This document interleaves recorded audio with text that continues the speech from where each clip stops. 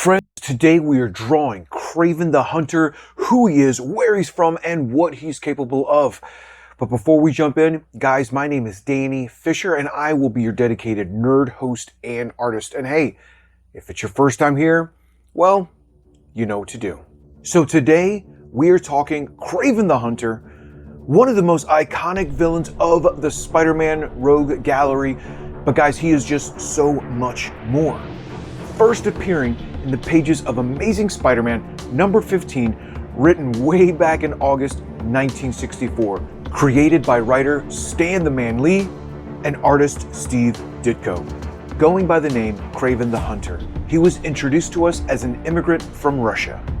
Sergei Kravenov was born into a wealthy and powerful family from Russian aristocracy. But things are not always as they seem. You see, Sergei's father was an abusive alcoholic, and he would regularly become physically violent with Sergei and his mother. But after the Bolshevik Revolution, the family would have no choice but to immigrate to the UK and finally to America. But he never lost this ingrained opinion of nobility and bloodlines and some such. Soon after arriving to America, Sergei's father would die, and his mother would be admitted into a sane asylum, where unfortunately, long after she would die too. Yeah, a little dark there, Marvel. So now being orphaned, Sergei would travel the world, mainly as a stowaway, living this transient life and seeing the world, until he came to Africa. It is there he discovers his passion and uncanny ability for hunting. He is so good, in fact, that he goes on to actually embody the very image of the great white hunter in Africa. And he adopts this kind of code of conduct or standards for the hunt. For example, he typically doesn't like to use firearms. He's all about the knife, the spear, bows, setting traps, and even sometimes just using his bare hands. And this is his real life.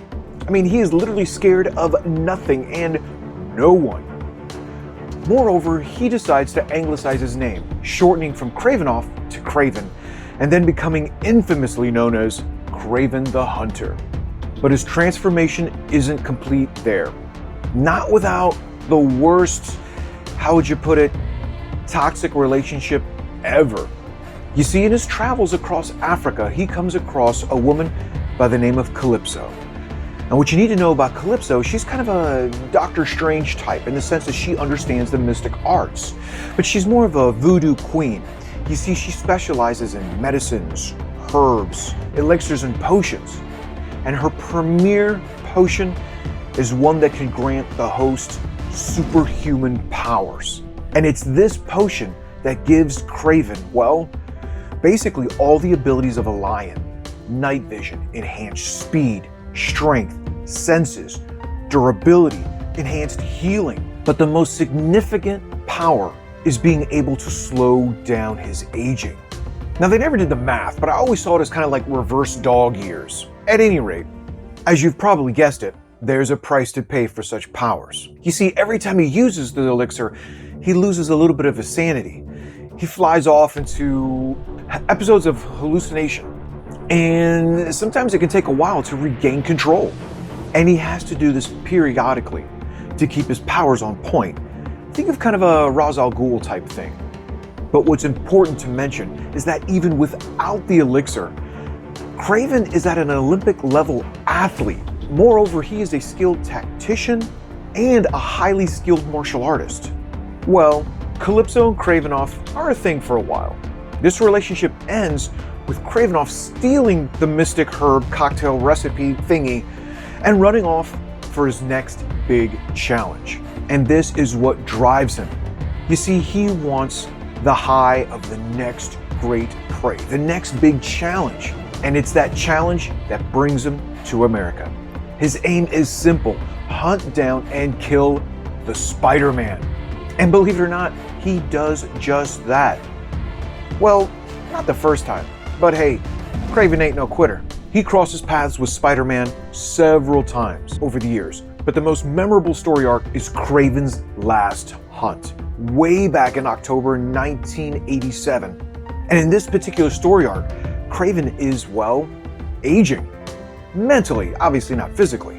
romanticizing the good old days of Russia.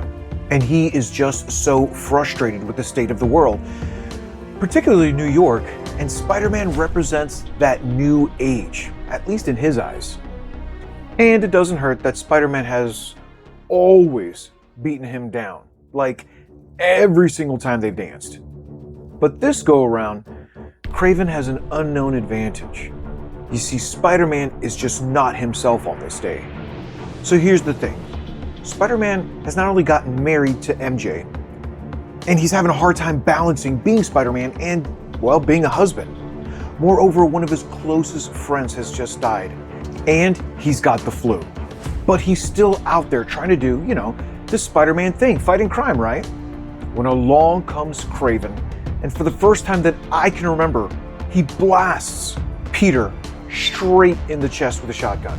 And the comic was such a cliffhanger, because it wasn't explained later. 20-year spoiler alert here, but Kraven had shot Spider-Man with a powerful coma-inducing drug.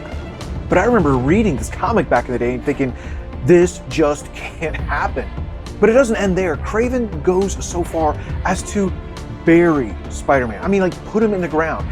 And then he puts on a suit and takes on his persona, going around New York parading as Spider-Man, doing next level villainry stuff.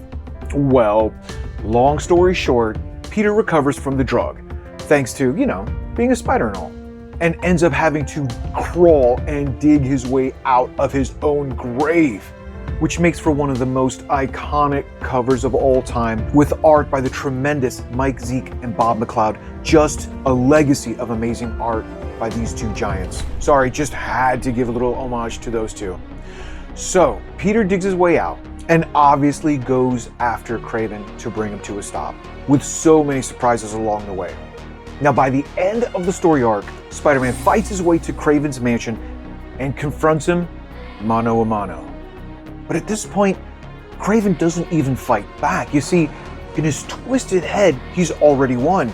And yes, much monologuing later, he ends up taking his own life. Yeah, again, really dark there, Marvel. But what stunned me about this story arc was that, yes, Kraven 100% beat Spider-Man. What the what? No other villain that I knew at that time, at least, had beaten Spider-Man. Yes, we've mentioned Spider-Man wasn't exactly 100%, but Kraven finally did what he set out to. Oh, and another spoiler alert, Kraven does end up coming back. This is comics after all.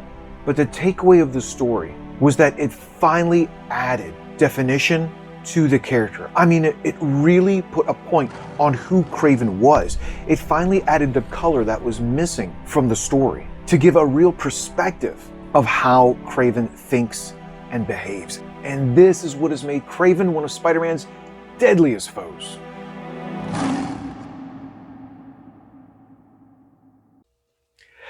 Friends, thank you again for watching. Your support makes this channel possible. So if you haven't already, please hit that like, subscribe, turn those notifications, but most importantly, leave a comment. Let me know what kind of characters you want to see drawn, and I will talk to you again soon.